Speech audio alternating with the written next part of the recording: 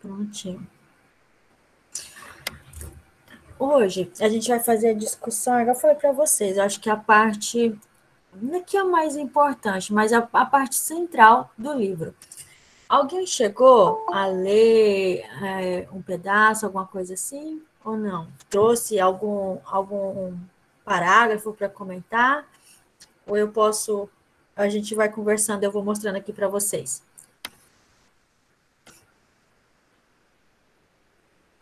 Quem leu o capítulo 3? Alguém leu ou não? Não tem problema não, pode falar.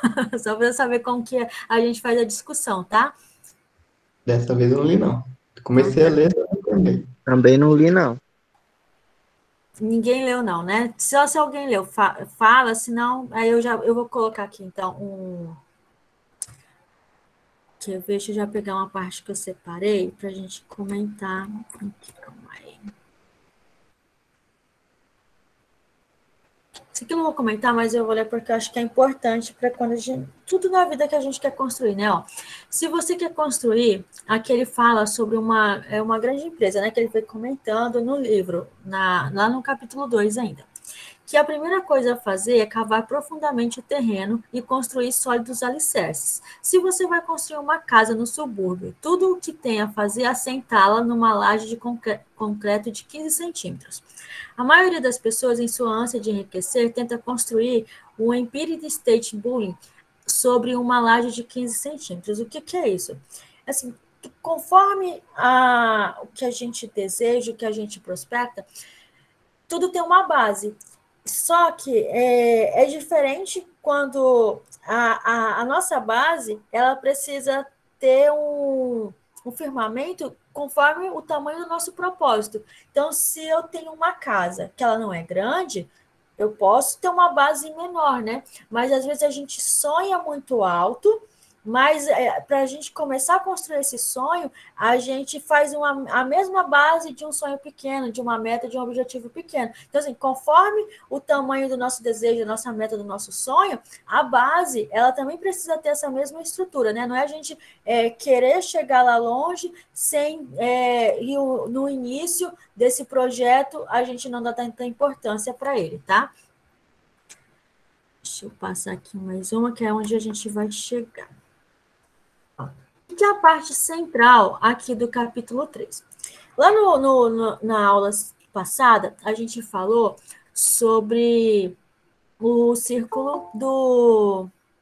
Toda vez eu esqueço essa palavra. Não é do rato. Acho que foi o Thiago que me ajudou a lembrar. Como é que era, Thiago? É o círculo... Não é círculo, gente. Alguém estava na aula passada? Que é um círculo vicioso que a gente tem. Tudo que a gente gasta, tudo que a gente Um recebe, a gente ciclo? gasta. É círculo ou é ciclo do rato, eu não me recordo bem. Que ele é a forma que ele tem de explicar, né? De como que são os nossos ganhos. Que se eu ganho R$ 1.000, eu gasto aqueles R$ 1.000 e na minha mente eu acredito que para eu poder viver melhor eu preciso ganhar R$ 2.000. E aí, depois eu vou lá, consigo um aumento de salário, ganho R$ 2.000, mas eu vou viver praticamente da mesma forma, porque eu vou continuar gastando aqueles R$ 2.000 sem sobrar nada. Então, assim, independente da minha renda, a gente também vai aumentando as despesas, né? E aí, o que ele vai vir explicar aqui nesse capítulo 3 é essas nossas despesas, né? Por quê? Independente da minha renda, a gente tem as despesas e ele considera que essas despesas é entre ativo e passivo. Por quê? Às vezes, mesmo nós queremos, quando a gente quer investir, a gente investe de uma forma errada, uma forma que para ele é um passivo. O que o livro ele explica aqui entre ativo e passivo não é igual na contabilidade, tá? É uma teoria do autor mesmo. Então, o que é esse ativo e esse passivo para ele? Quando a gente compra uma casa, quando a gente compra um carro, quando... Deixa eu pensar aqui. Eu acho que esses dois exemplos. A gente imagina que a gente está investindo o nosso dinheiro, né? Que eu estou guardando dinheiro para comprar aquele bem porque ele vai me trazer um retorno financeiro.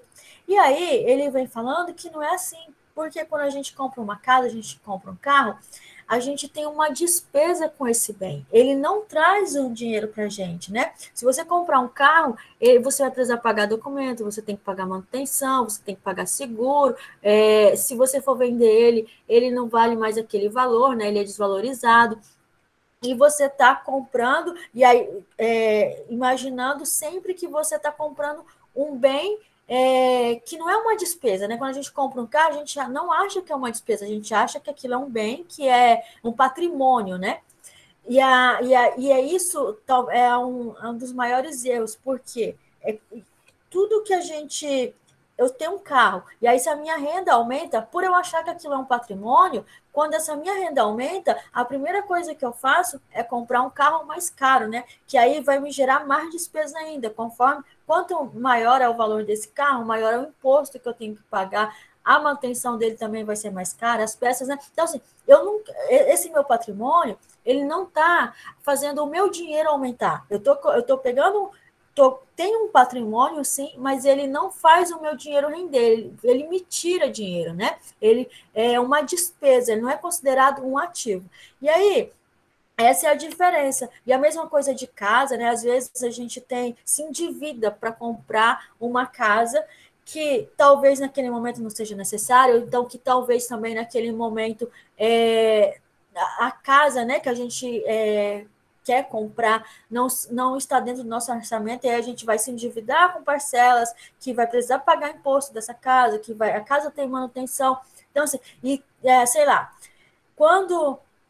E aí tem alguma coisa, algo, né, que eu discordo um pouco dele, que assim, eles. Não é nem discordar, é porque eles têm uma visão, eu acho que mais ampla, né? Por quê? Geralmente, com os autores, a maioria dos autores, tá? Que fala sobre financeiro, né? Para eles é muito melhor você, em vez de comprar um carro ou uma casa, alugar. Mas isso é uma recomendação que eles fazem para quem tem muito dinheiro, né? Por quê? Geralmente essas pessoas que têm muito dinheiro, sei lá, ia comprar um carro de 300 mil, alguma coisa assim. E aí esse dinheiro, se eu tenho esses 300 mil, é muito melhor você investir esse dinheiro e alugar um carro, né? Que o valor que vai estar investido, você consegue pagar o valor desse carro. E a mesma coisa eles falam isso também com aluguel. Então, sei lá, se eu for comprar uma casa de 1 milhão, é muito melhor eu pegar esse 1 milhão, investir e pagar um aluguel de uma casa grande, né? Mas aí quando a gente fala o que eu discordo, né? E talvez se eles pensar, não sei se estivesse nesse mesmo patamar de rendimento, se esses autores também teriam essa mentalidade, né? Por quê? Na minha opinião, se eu não entre, sei lá, para comprar um carro, né? Talvez a gente precise desse carro. E aí, dependendo desse valor, eu não vou ter o mesmo rendimento para poder pagar um aluguel de um carro. E ainda, talvez o valor do aluguel desse carro que a pessoa vai estar pagando, porque precisa daquele carro, é o valor que ela teria para ter o bem, né?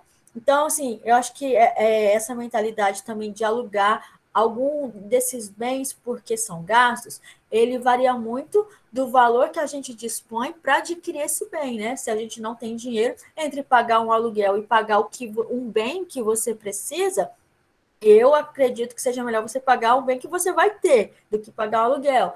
Mas aí eu já concordo que aí o que a gente já precisa pensar beleza, eu tenho um bem, né? Mas não quer dizer que é porque a minha renda aumentou, que se eu ainda não tenho um rendimento que faça esse meu salário,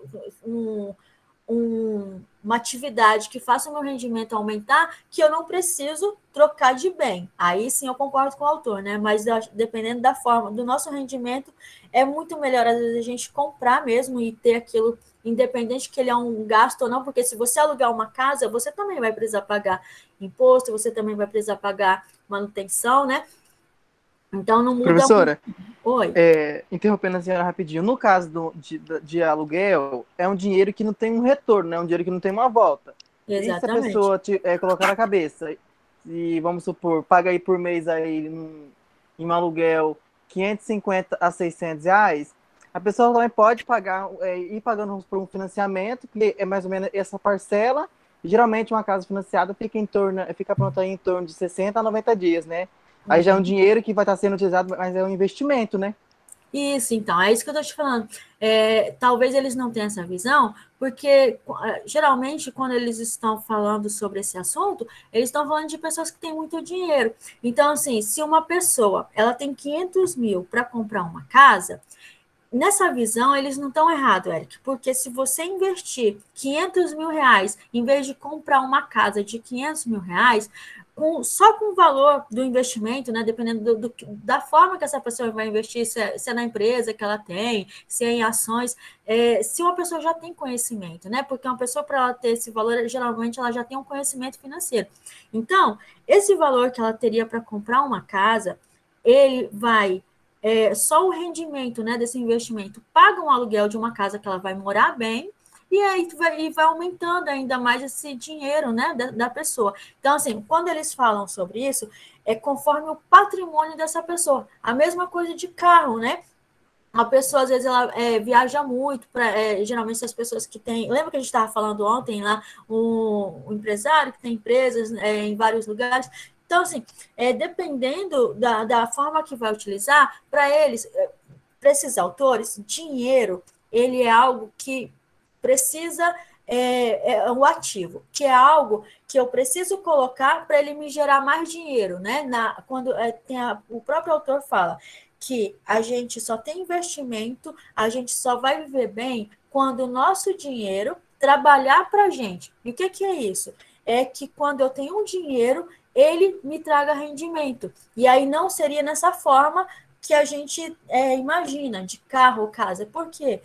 Porque esses patrimônios, eles retiram dinheiro da gente, né? A gente está sempre pagando. Se eu comprar uma ação, eu não preciso ter uma manutenção, né? A gente tem um risco que é tanto de ganhar, como eu tenho de perder o meu rendimento também. Mas a gente faz um investimento pensando em ter um retorno, né? Ação, empresa, gado. Então, assim, são coisas que a gente. Deixa eu só voltar, colocar aqui onde eles colocam ativo e passivo. Daqui a pouco eu volto nessa aqui. Ó, deixa eu diminuir.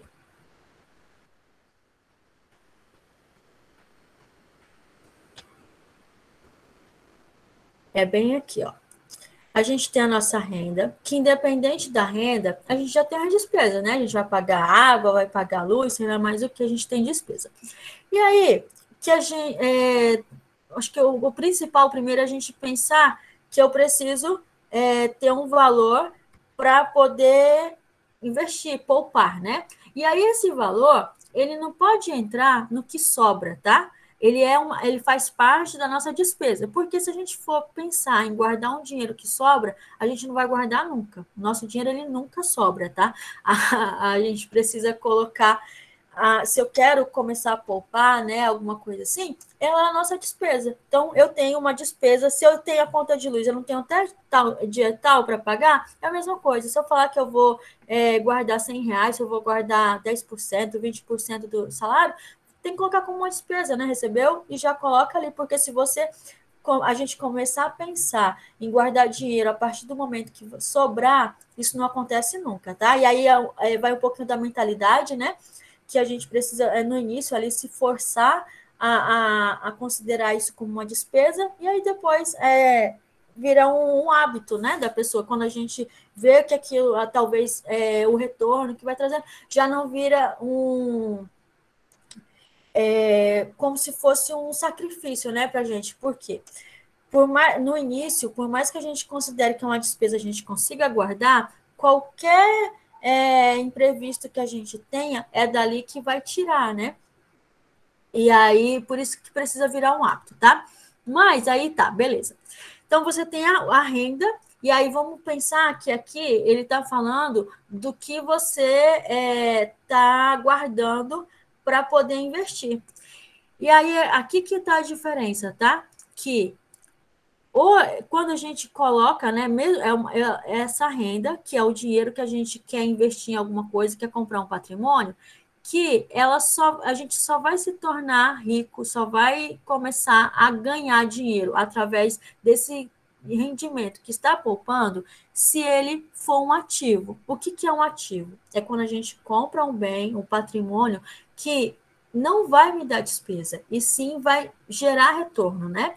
E isso é através de investimentos, é através de trabalho, né? Porque às vezes a gente tem uma renda, eu tenho um salário, mas para eu poder, essa minha renda eu não consigo poupar, e aí ele fala que a gente pode ter um segundo trabalho, né? Mas para a gente ter esse segundo trabalho, a gente vai precisar investir nele, sei lá, se eu vou vender bolo, se eu vou consertar alguma coisa, fazer manutenção, vou prestar assistência técnica, independente, qual que é o trabalho, né, que eu vou ter para poder conseguir aumentar essa minha renda, eu vou precisar investir. E aí, se eu estou ofertando meu trabalho, essa minha renda está aumentando, ele é um ativo, né? Não está me causando despesa. Diferentemente desses dois exemplos, e tem outros, tá? Quando a gente compra um patrimônio, que aquele patrimônio ele vai te causar despesa, né?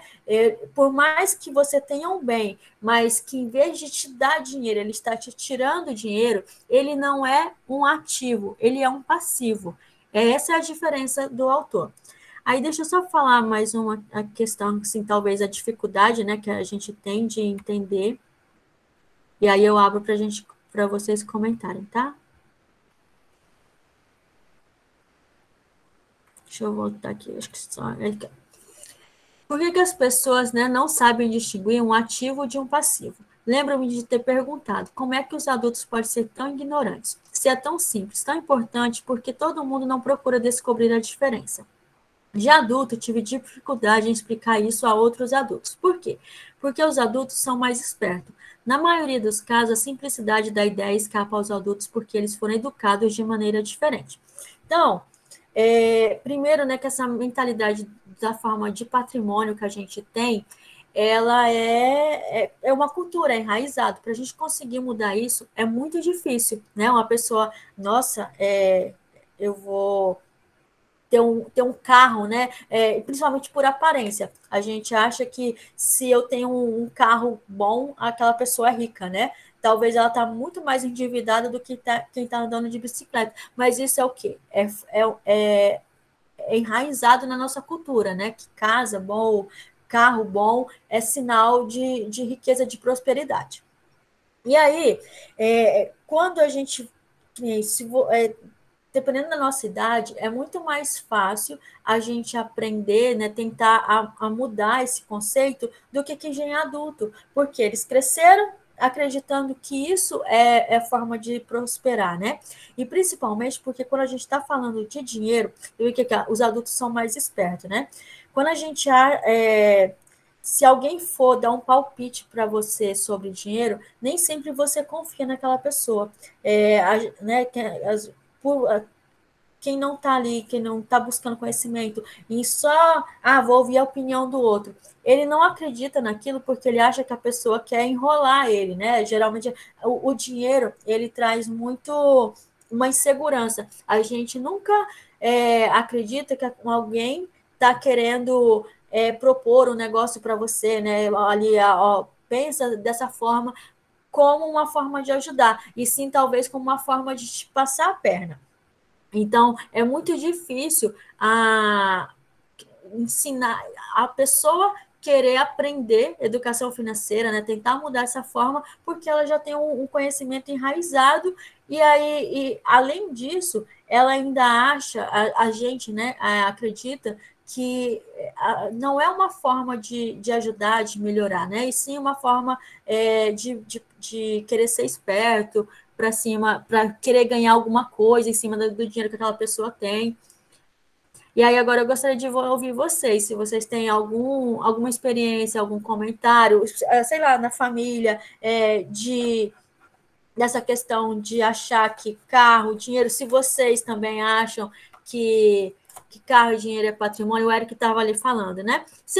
Eric, do que eu te falei sobre esses valores, você entendeu a diferença entre que nem eu concordo com você, né? Que é muito melhor a gente realmente pagar uma mensalidade ali, uma parcela de uma casa, do que pagar o aluguel. Mas que conforme esse rendimento, que tem essa diferença, né? Talvez, se eu tenho um rendimento muito alto, é melhor sim eu pagar um aluguel. Você entendeu essa diferença? Entendi sim, professor. Alguém tem alguma coisa para comentar sobre isso? Alguma coisa que também que eu não falei, que vocês conheçam sobre investimento, alguma coisa assim?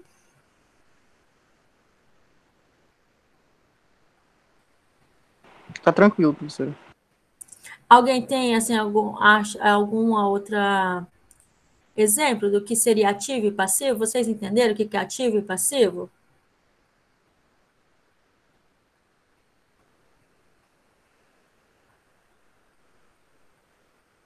Tudo tranquilo, professora. Então, tá bom, tá tudo muito tranquilo, tá tudo muito bom. Então, a gente vai encerrar já, porque eu acho que o mais importante mesmo é a gente entender essa diferença entre ativo e passivo. Deixa eu ver se eu coloquei mais alguma outra coisa aqui.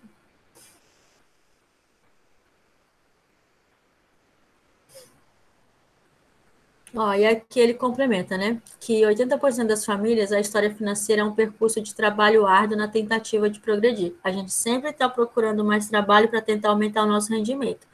Mas não ganham dinheiro, porque passam a vida comprando passivos no lugar de ativos. Por exemplo, se esse padrão de fluxo de caixa de uma pessoa pobre ou de um jovem ainda mora com os pais. Deixa eu ver o que ele coloca aqui.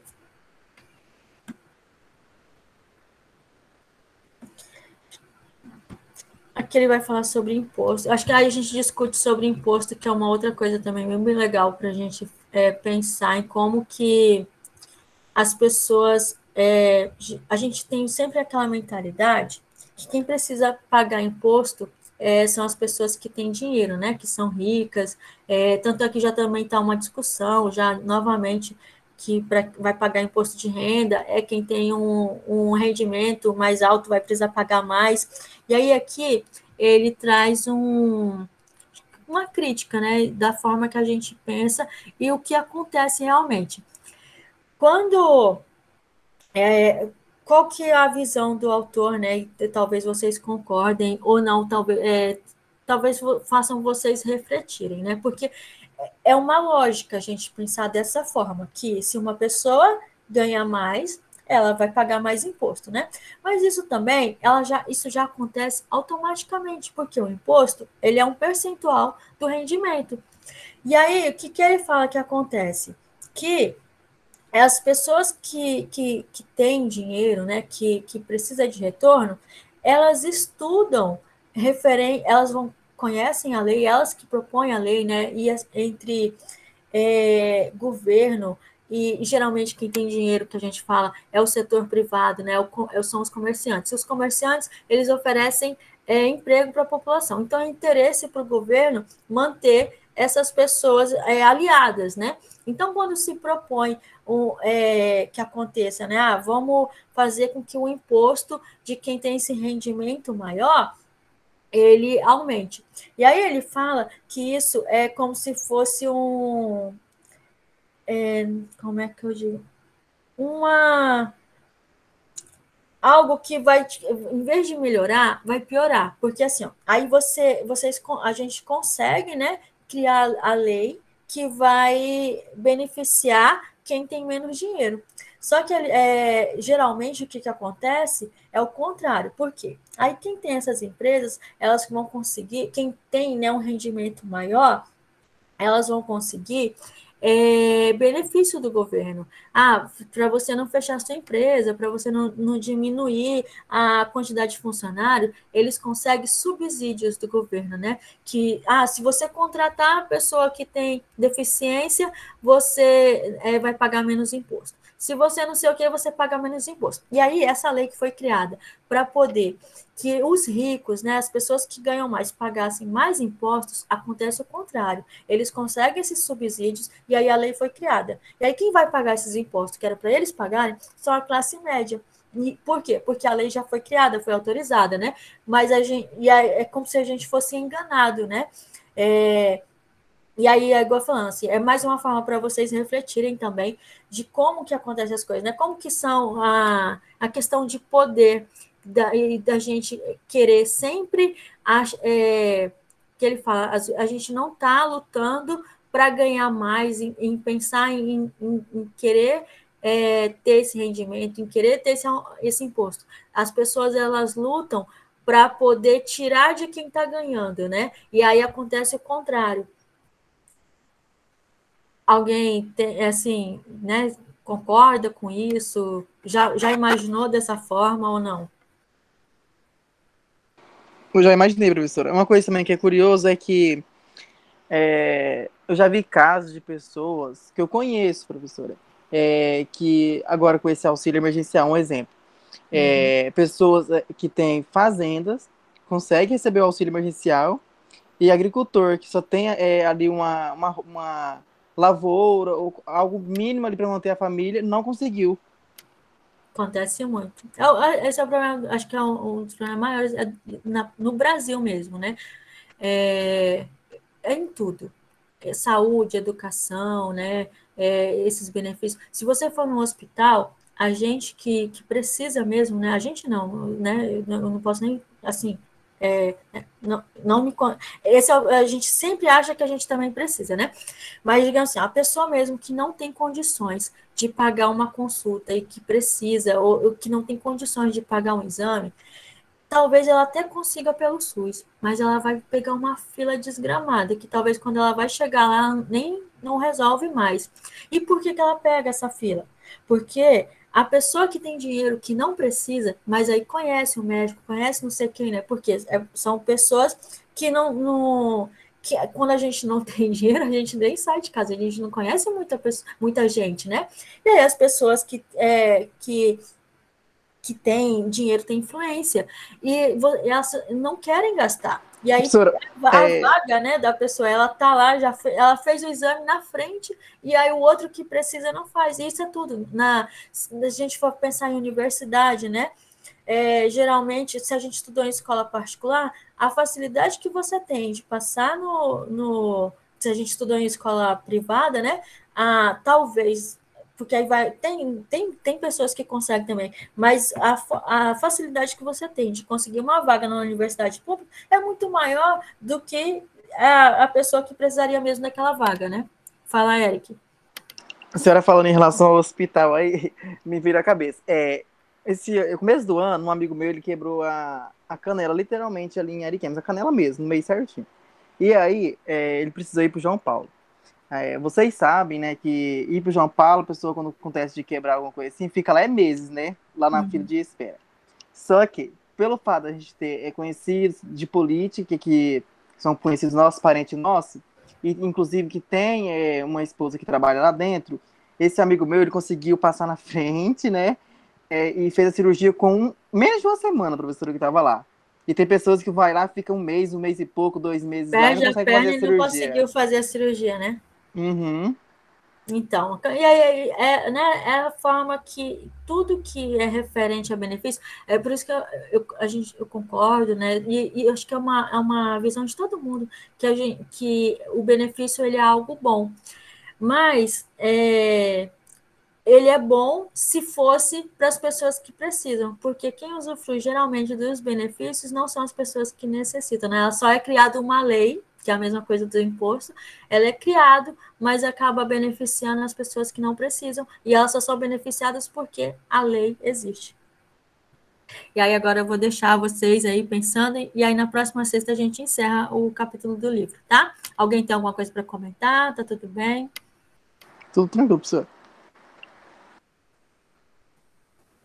O restante também, tá tudo certinho? Tudo certo. Então tá bom, minha gente. Muito obrigada, tá? Por hoje. Daqui a pouquinho eu coloco a gravação. E aí vou colocar umas perguntas para vocês também na próxima semana, tá? Sobre esse capítulo. Tá bom, professor. Valeu, Pro. Então, bom, pode tchau. falar comigo. Pra você Agora também. pode falar, né? Agora é. Tchau, Thiago. Tchau, Professora, bom Isabela. final de semana para a senhora. Para você também, Eric.